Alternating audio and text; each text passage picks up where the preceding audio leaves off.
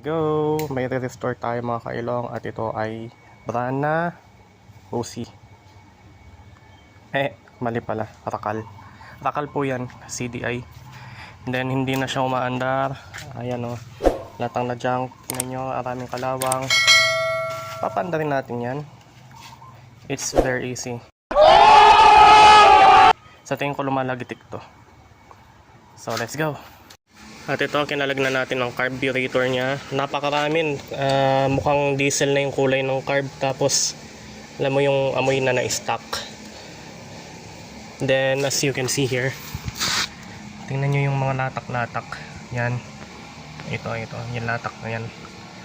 Yan yung nasa loob ng carb. Napakadumi. Nilagyan nila ng, ayan o, itong floater. Ito yung parang nag-sticky substance sa loob. Ito yung nagkokos din ng barado. So yan, lilinisin natin na maayos yan. Hindi kakayanin ng isang wash, bali dalawang wash tayo. Then check natin, i-tune up na rin natin yun afterwards. And then after nito, check natin if aandar na siya ng maayos. Alright. Ayan mga kailong, buhay na ulit ang motor.